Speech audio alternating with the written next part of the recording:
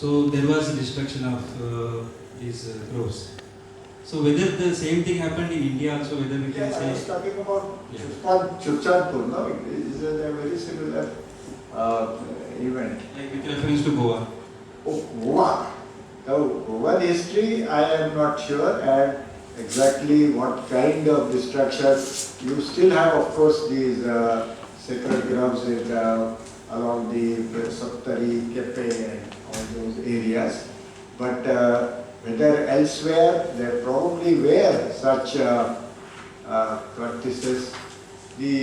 What are, I guess, what I was talking about, these local place deities, these Thaladevatas. One sees all over, they have perhaps been transformed into Mother Mary and so on. So that is talked about also. So the local deities were transformed in that fashion. I was the last weekend in the islands, which are, I guess, in Konkani called Shakichejue, Saint Esteban or something. And Saint Esteban, they themselves say, and now it is a Christian locality, they say there was Ravalnath, and where Ravalnath was, is now the Saint Stephen's Church. And their interpretation is that Saint Stephen was, Ravalnath was a god of war, I guess they are saying, and so there is blood associated with Ravalnath. And Saint Stephen was a Christian martyr with whom blood is associated. So there was this transformation. I am quite sure that there must have been a large grove of Ravalnath earlier there. And when the church was built, perhaps along with that, the sacred grove must have been destroyed. That is my guess. If one can look for, maybe there will even be evidence of this kind of thing. Yes?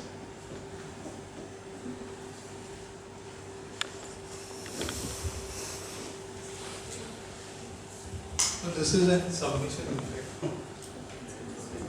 Since religion has come up, I think Hinduism is also doing the same thing. I don't have much idea about India at large, but if I look at Goa, as you pointed out, there has been a transformation of Sthala Devatas taking place. This is true when it comes to Goa. We have the local deities, okay, which may have been sacred groves before, are now evolving into concrete structures. Big temples are coming up. And this is partly related to the identity, how people are connecting themselves and are creating symbols of assertion. You are quite right. I mean, I did not talk about it. There are so many things. So in the neighboring Shirsi and Kumta taluks, where there is not much of Christianity but Hinduism, we had done a study. And exactly what you are saying, you can see that as there is urbanization, then the earlier sacred groves are sometimes completely destroyed and concrete temples are built. And the earlier, what they call more primitive deities, like Kalakamma, what are Chaudis, I think there are many mother goddesses called Chaudis there. Those Chaudis get replaced by Durga, and big temples to Durga are built, and the grove is cut down. And earlier the Chaudi was being worshipped by the local Wakkals. There are this group of like Kundis, I guess, these are Wakkals they are called. So those Wakkals were the priests. When Durga temple comes, there is a Brahmin priest. And the Brahmin priest gets a commission from the timber merchant to persuade the people to replace the Chaudi, who is sometimes in the open, in the form of a termite mound, like Sateri in many places in Goa. So that termite mound of Chaudi with the grove gets destroyed, and the Wakkal priest loses whatever influence he had, and then a Brahmin priest has Durga installed, and he and timber merchant in the cut down the sacred forest. So sure, yes, and this some such episodes I have also documented from Maharashtra. So yes, It is not just Christianity as such, but there is this whole economic forces which are involved along with that. That I agree. Yes. To what extent has mining in Goa caused damage to sacred groves? To what extent has mining in Goa caused the damage of sacred groves in Goa? Yeah, mining has certainly caused very substantial damage, which we have to try to document. But as I was mentioning in terms of this suppression of facts and falsification of facts, see, there is the documents called environmental impact assessment reports by the mines, which are to be used to get environmental clearances, are supposed to reflect possible impacts of mining. And then a process of monitoring is supposed to be put in place once the clearances are obtained and mining starts to document the impacts.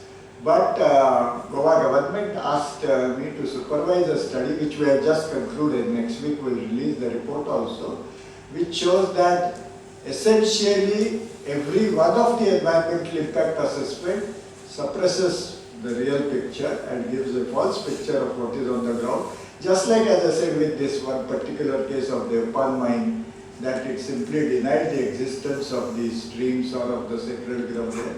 So there is this distortion, and the monitoring process simply has not been put in place.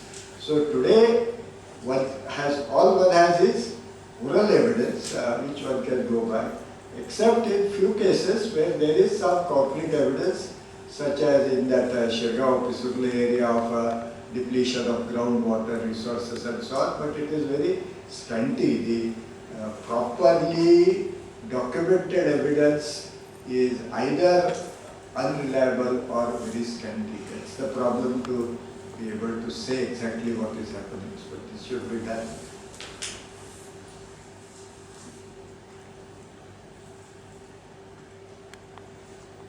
Yes. I can come over there. Right. I have 2 points to make, sir. One of them is a little uncomfortable, so I apologize beforehand. You please, greater the uncomfort, more you learn, so no problem. Or at least more I will learn. So Let me preface this by saying I'm a great fan of some of your work, that's fine. but I felt a little uncomfortable with the manner in which Christianity and Islam were presented as forces of destruction. Speaking from my point of view, what I would argue is that we should see religions as ideology at the one hand and practice at the other. So when you have a new ideology coming in, the professionals, the ideologists, push certain agendas that in later times get morphed in the practice of it. So for example, while you could possibly have Islam and Christianity in an initial phase destroying, the same religion, once the ideology is established, in practice begins to resume certain practices that were earlier seen as inimical to the religion. So I think that especially in the context of today, where